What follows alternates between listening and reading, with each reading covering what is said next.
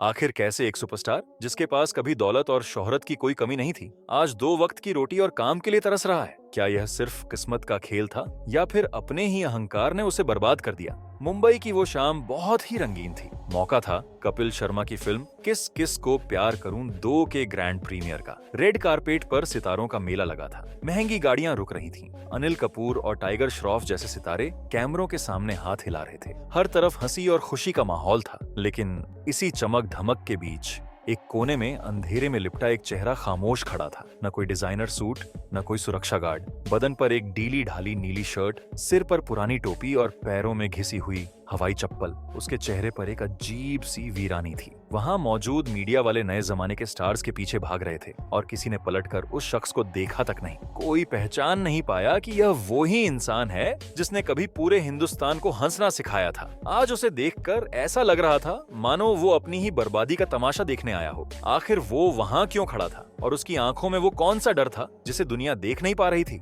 बने रहिए मेरे साथ, क्योंकि इस चेहरे के पीछे छिपा सच आपकी नींद उड़ा देगा। कहानी को समझने के लिए हमें वक्त के पहिए को 20 साल पीछे घुमाना होगा। साल 2005। ये वो दौर था जब कॉमेडी का मतलब सिर्फ फिल्मों के जॉनी लीवर हुआ करते थे। तभी टीवी पर एक धमाका हुआ, the great Indian laughter challenge. इस मंच से एक लड़का निकला जिसके पास न तो कोई फिल्मी गॉडफादर था और न ही जेब में पैसा। उसका नाम था सुनील पाल। जब वो स्टेज पर रतन नुरा बनकर शराबी की एक्टिंग करते तो जज की कुर्सी पर बैठे नवजोत सिंह सिद्धू और शेखर सुमन हंसते हंसते लोटपोट हो जाते। सुनील पाल ने वो शो जीता। वो रातों रात देश के कॉमेडी किंग बन गए। पैसा, पावर, शोहरत, सब कुछ उनके कदमों में था। दुनिया उन्हें सिर आंखों पर बिठा रही थी। लेकिन दोस्तों, कहते हैं ना कि वक्त बहुत बड़ा जादूगर होता है। वो कब राजा को रंक बना दे कोई नहीं जानता। सुनील पाल को लगा कि यह कामयाबी हमेशा ऐसी ही रहेगी। यही उनकी जिंदगी की सबसे बड़ी भूल साबित होने वाली थी। उन्हें एक नशा चढ़ गया था, सिर्फ पैसे का नहीं बल्कि पावर का। वो एक ऐसी दलदल में कदम रखने जा रहे थे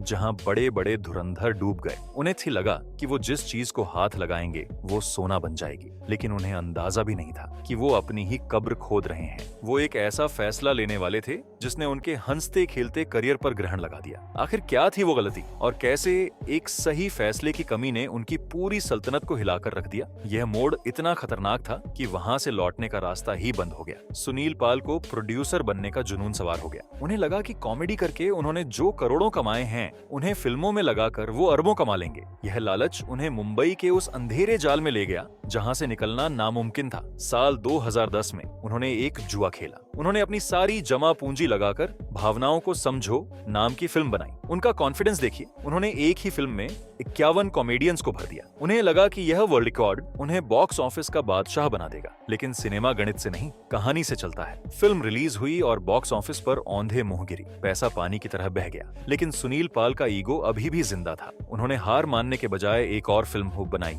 मनी बैक गारंटी। नाम में गारंटी थी लेकिन हकीकत में सिर्फ बर्बादी थी। यह फिल्म भी डिजास्टर साबित हुई। अब सुनील पाल कर्ज के गहरे समुद्र में डूब चुके थे। जिन डिस्ट्रीब्यूटर्स के साथ वो चाय पीते थे अब वही उनसे पैसे मांगने लगे। घर गिरवी रखने की नौबत आ गई। लेकिन असली खेल तो अब शुरू होने वाला था। जब जेब खाली होती है तो दिमाग काम करना बंद कर देता है और इंसान गलतियां करने लगता है। सुनील पाल भी वही कर रहे थे। एक तरफ कर्जदारों का दबाव और दूसरी तरफ इंडस्ट्री में उनकी गिरती हुई साख। लेकिन उनकी बर्बादी का असली कारण पैसा नहीं था बल्कि एक दुश्मन था। वो दुश्मन बाहर नहीं बल्कि उनके अंदर बैठा था। जब इंसान का बुरा वक्त आता है तो उसकी बुद्धि भी भ्रष्ट हो जाती है। सुनील पाल के साथ भी यही हुआ। जिस वक्त उनका करियर डूब रहा था ठीक उसी वक्त उनके सामने एक नया सितारा चमक रहा था, कपिल शर्मा। बजाय इसके कि वो अपनी गलतियों से सीखते, सुनील पाल जलन और कड़वाहट से भर गए। उन्होंने अपने ही साथियों पर हमले करने शुरू कर दिए। उन्होंने कपिल शर्मा को घमंडी कहा। उन्होंने ओटीटी प्लेटफॉर्म्स को गंदा और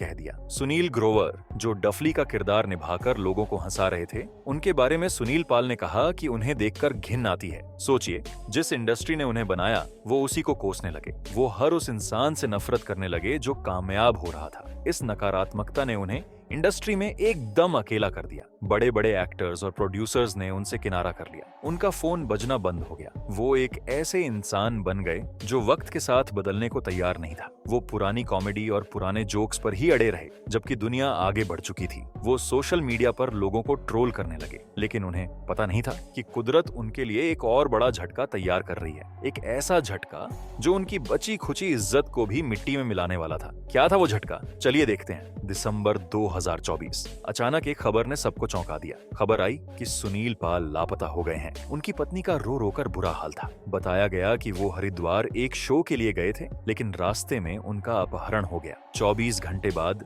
जब वो वापस आए तो उनकी कहानी किसी बॉलीवुड थ्रिलर से कम नहीं थी। उन्होंने पुलिस को बताया कि बदमाशों ने उनकी कनपटी पर पिस्तौल रख दी थी। उन्हें जहर का इंजेक्शन देने की धमकी दी गई। फिरौती में 20 लाख रुपए मांगे गए थे और वो किसी तरह 8 लाख रुपए देकर अपनी जान बचाकर भागे। लेकिन कहानी में असली ट्विस्ट तब आया जब सोशल मीडिया पर एक ऑडियो लीक हुआ। इस ऑडियो ने पूरी दुनिया को हिलाकर रख दिया। इसमें कथित तौर पर यह सुनाई दे रहा था कि यह सब एक फिक्स्ड ड्रामा हो सकता है। लोग कहने लगे कि अपनी फ्लॉप फिल्मों और गिरते करियर को बचाने के लिए सुनील पाल ने अपनी ही किडनैपिंग का नाटक रचा है। पुलिस ने जांच की, आरोपी पकड़े भी गए, लेकिन जनता की अदालत में सुनील पाल हार गए। लोग उन पर हंसने लगे। उनकी विश्वसनीयता पूरी तरह खत्म हो गई। वो एक मजाक बनकर रह गए। इस घटना ने उन्हें मानसिक रूप से तोड़ दिया। वो डिप्रेशन में चले गए और यही वो आखिरी चोट थी जिसने उन्हें उस हाल में पहुंचा दिया जो हमने वीडियो की शुरुआत में देखा था। अब हम वापस आते हैं 2025 के उस मंजर पर। कपिल शर्मा के प्रीमियर में खड़ा वो शख्स जिसे कोई पहचान नहीं रहा था। जब सोशल मीडिया पर उनका वो वीडियो वायरल हुआ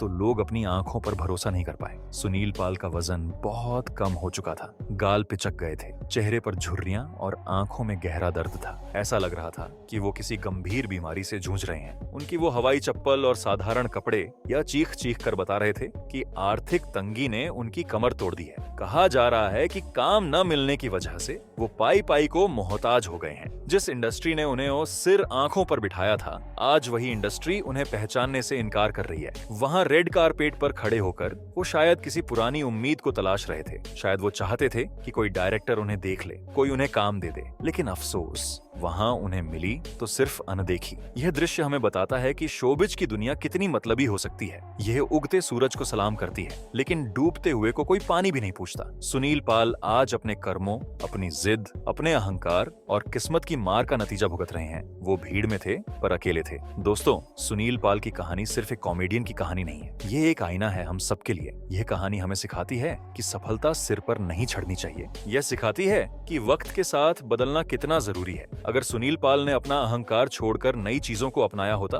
अगर उन्होंने जलन की जगह मेहनत को चुना होता, तो शायद आज यह नौबत नहीं आती। पैसा आता जाता रहता है, लेकिन आपका व्यवहार और आपके संबंध ही आपकी असली कमाई होते हैं। आज सुनील पाल को हमारी हमदर्दी की जरूरत है, नफरत की नहीं। हम उम्मीद करते हैं कि वो इस बुरे दौर से बाहर निकलेंगे और अपनी सेहत पर ध्यान देंगे। नीचे कमेंट बॉक्स में अपनी राय जरूर लिखें। अगर यह वीडियो आपको पसंद आया हो और इसने आपको कुछ सोचने पर मजबूर किया हो तो इसे लाइक करें और अपने दोस्तों के साथ शेयर करें ताकि वो भी इस कड़वी सच्चाई को जान सकें। ऐसी ही सच्ची कहानियों के लिए चैनल को सब्सक्राइब करना न भूलें। धन्यवाद।